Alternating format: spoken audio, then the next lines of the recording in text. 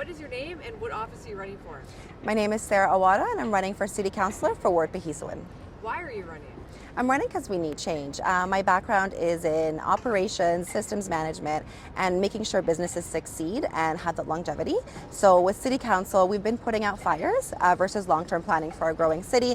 Edmonton is a wonderful city and we have great potential, and we do, and it's how are we making sure that our city is successful in the long term and not just putting out fires in the immediate.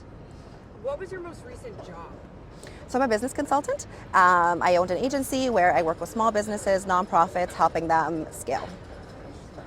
If you are elected, what would be your first priority to fix? It'd be revisiting our budget. Our core services really need more money and more resources. So we need to make sure that we're focusing on those, but also looking at our budget, capital budget spending, and we're not spending more than we need to on things that we don't need, and focusing on priorities right now. How will you balance fiscal responsibility? So that's a tough question, but it's something that we need. Most of our services are essential, right? So it's really prioritizing our short-term with our long-term goals. So with our capital projects, we need to think of the city as a holistic and not work in silos. We see we're redoing projects roads are done 2-3 times. We're putting in bike lanes, we're removing bike lanes, we're redoing roads. Those should be done at the same time. And that really does spend a lot of our money. So really thinking about projects holistically and making sure departments are communicating so we're not spending money on things that not necessarily are needed, and focusing on our core responsibilities. Construction along timelines definitely frustrating a lot of Edmontonians. What would you change about how Edmonton plans and delivers these projects, if anything? So again, it goes back to looking at the city as a whole.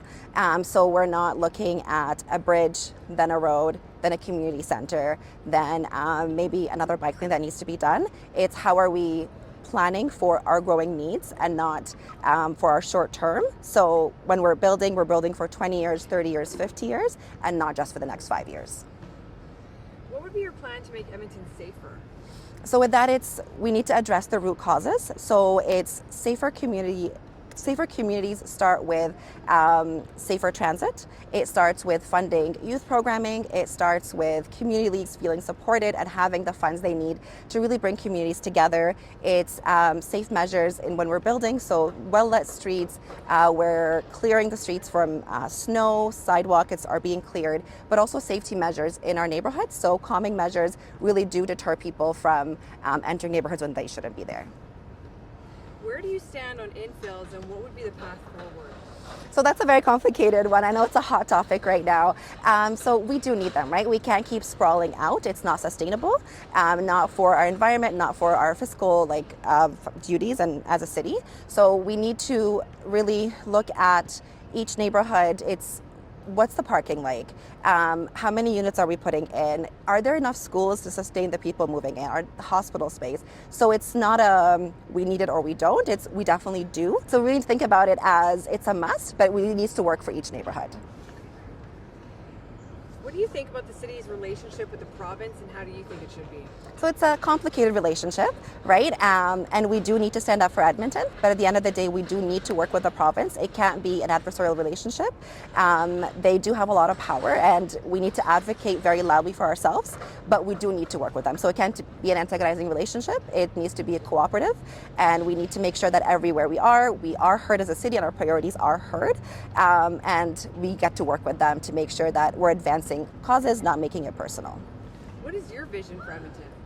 So my vision for Edmonton, so I moved here about 12, 13 years ago from Ottawa, and I was an aspiring geologist, came here, economic downturn.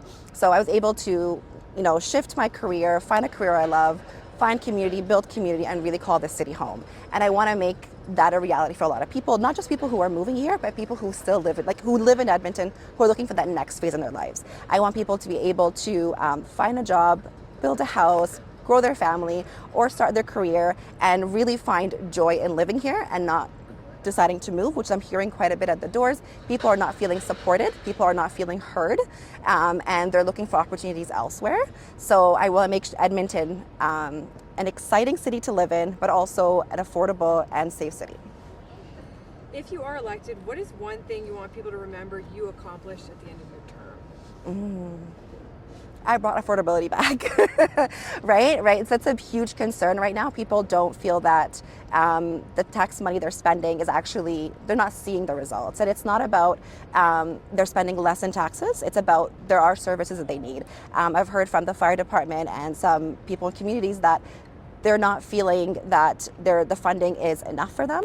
Our growing communities don't have a fire department, and that's very unsafe. It takes up to 20 minutes for some people to get any fire help, and that's not what Edmonton should be. So at the end of my term, I want people to remember that I brought change where essential services are back in a way that people are able to use them, and we're not struggling for transit, we're not struggling for safety, and our roads are safer and more approachable.